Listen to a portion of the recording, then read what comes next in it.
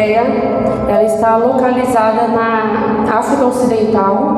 A sua população é de 3,8 milhões de habitantes e 1,7 milhões de pessoas servem ao cristianismo. Então, mais ou menos na base que eu pesquisei, metade são cristãos e metade serve ao islamismo. Porém, com o decorrer do ano, o número de cristãos está tendo uma crescente, está sendo maior do que ao islamismo. E há 20 anos, na Eritreia, o governo reconhece apenas 3 igrejas oficiais, né? Essas igrejas elas são registradas, elas são autorizadas e acompanhadas pelo governo para ter atividades religiosas.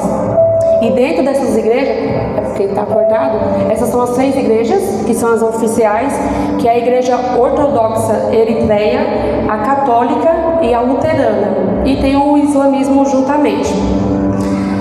Como essas igrejas são as oficiais, somente elas que podem ter atividades religiosas, podem ter cultos, missas, e não podem ter outras igrejas fora essa, porque o governo não tem um controle.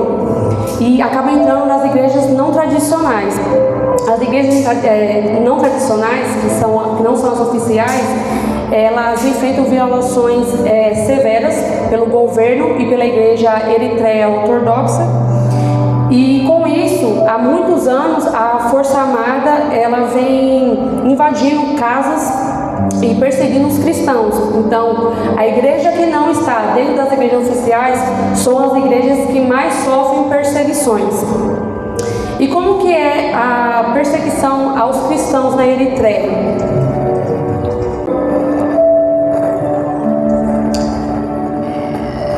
Desde 2002, irmãos, 2.300 cristãos eritreus foram presos dentro de contêineres.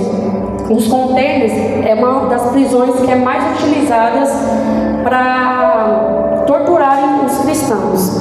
Podem estar vendo, esses são contêineres marítimos que são utilizados para aprisionar os cristãos. Para vocês terem uma ideia, irmãos, durante o dia chega a 50 graus dentro do contêiner, que eles não podem nem encostar na extremidade do contêiner para não ocorrer alguma queimadura, ter algum problema maior. Então eles ficam agrupados durante o dia entre eles, no meio. Eles fazem tipo um círculo por causa que o calor é demais. E é um perto do outro. E durante a noite as temperaturas baixam extremamente. Então eles passam muito frio. Durante o dia é muito calor, um calor absurdo. E durante a noite é o frio extremo. E com essa mudança repentina de temperatura, eles acabam tendo problema de saúde, né? E por eles terem problema de saúde, acaba tendo algumas doenças. Em alguns casos, teve até pastores que adquiriu câncer por causa do local que, além de ser sujo, essas mudanças de temperatura. Eles passam fome, eles não têm banheiro lá dentro, eles têm que fazer as necessidades numa lata, que são divididos entre eles. Eles, por serem cristãos, não têm acesso a remédios, então se eles se machucarem devido a algum trabalho que eles fizerem fora, eles vão ter que ficar com dor, porque eles não dão essa assistência e nem médicos. Outra coisa também que não podem ter dentro do container, eles não podem orar e eles não podem ter Bíblia. Porque se eles tiverem a Bíblia, conforme os soldados vêm fazer a vistoria diariamente, eles sofrem punições. E são punições muito pesadas.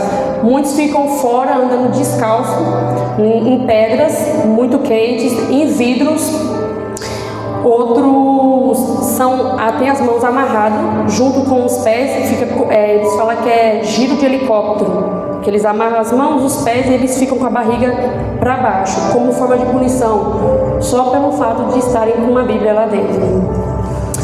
E diariamente também, além dessa tortura física, eles têm também a tortura psicológica. Diariamente, os soldados que ficam fazendo a vistoria nos contêineres, eles colocam um papel por debaixo da porta que tem, e é uma declaração. Nessa declaração, eles Diariamente eles falam, assinam para vocês terem a sua liberdade, para vocês poderem sair. E eles assinando, eles vão estar negando a sua fé. Lá fora não podem andar com Bíblia e não podem se reunir com mais outra pessoa. Se, por exemplo, eu sou presa e aí eu assinei, eu vou ter minha liberdade, mas lá fora eu não posso, por exemplo, sair com a Paulinha e falar de Jesus, porque senão eu vou voltar para lá novamente.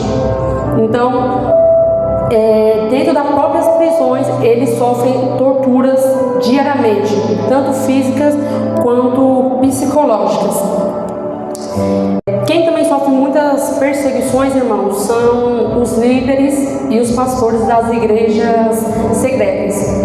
Essas igrejas secretas são igrejas a qual entre a comunidade, formam grupos onde fazem os seus cultos, suas adorações a Deus, e não podem ser de maneira alguma vista por algum soldado do Islã.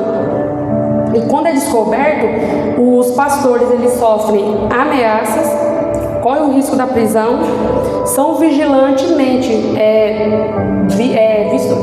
vistoriados e estão em vigilância constante em cima deles, para prender eles de qualquer forma, Então os pastores diariamente sofrem essa perseguição, e o que acaba tornando difícil deles poderem liderar a comunidade, difícil de poder pregar o evangelho, E com isso, se por exemplo um pastor ele é preso lá dentro mesmo, quem eles verem que não tem medo de ser preso também e de não morrer por pregar o evangelho, eles acabam instruindo e aquela pessoa acaba se tornando pastor. Então, de qualquer maneira, essas igrejas secretas não ficam sendo pastor, mesmo correndo o risco de sofrer as punições, Aqui são 7 líderes, cada um é referente a alguma igreja. Eles foram presos há 21 anos. Eles estão presos e não tem uma razão clara, Todos falam que é pela questão da fé. Por eles buscarem e servirem a Jesus, eles foram presos. E a partir do momento que eles foram presos, eles não puderam ter visita das suas famílias, não têm autorização. O que sabem é que eles estão em uma prisão solitária, de extrema segurança, e a sua família teme, irmãos? Eles não sabem nem se eles estão vivos ainda. Tem até uma organização que já pediu para o governo, já mandou uma carta para liberar, porque não tem um motivo. Eles estão apenas querendo servir a Jesus. E o governo não aceita, eles não recebem de maneira alguma. Então, imagina, 21 anos sem notícias dos pastores. E se dentro da igreja desses pastores os membros forem vistos como uma ameaça para a sociedade do Islã, eles também são punidos de alguma maneira. São presos, são perseguidos, são torturados.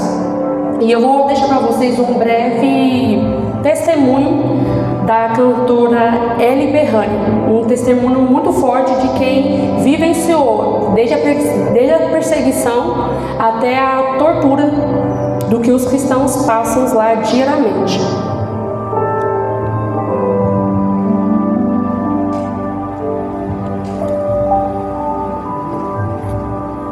Muito forte, porque o soldado falou que ela tinha que parar de cantar, de evangelizar, que ela tinha que parar de querer converter através dos cantos os soldados, porque ela falava para os soldados que eles tinham que conhecer a Cristo, que eles tinham que ser libertos, mas infelizmente com a cegueira espiritual deles, eles não queriam ouvir. E esse mesmo soldado bateu muito nela com um bastão, ao ponto de que nem ele estava mais conseguindo agredir ela, de tão cansado que ele ficou.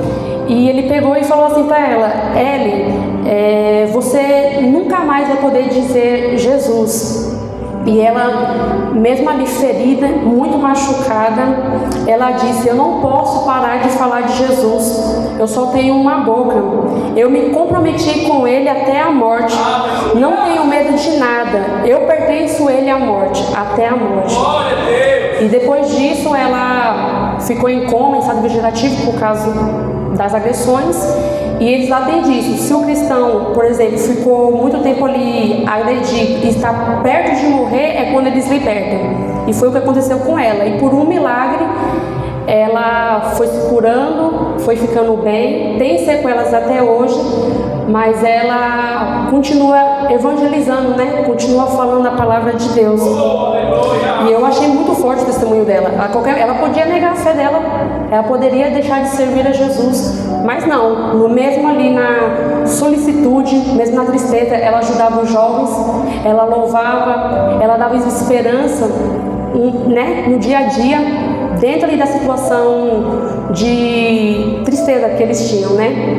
E ela, até os jovens lá dentro perguntavam para ela, o que a gente faz? Ela, vamos orar, né? Vamos buscar. E uma coisa muito bonita que tem entre eles, mesmo dentro das prisões, é evangelizar um ao outro. É um pregando para o outro para haver mais conversões. Como uma mensagem de um pastor hebreu que também foi preso. Ele falou na prisão. Na prisão, um dos meus principais propósitos era evangelizar. Nós vimos muitas conversões. O evangelho não pode ser aprisionado.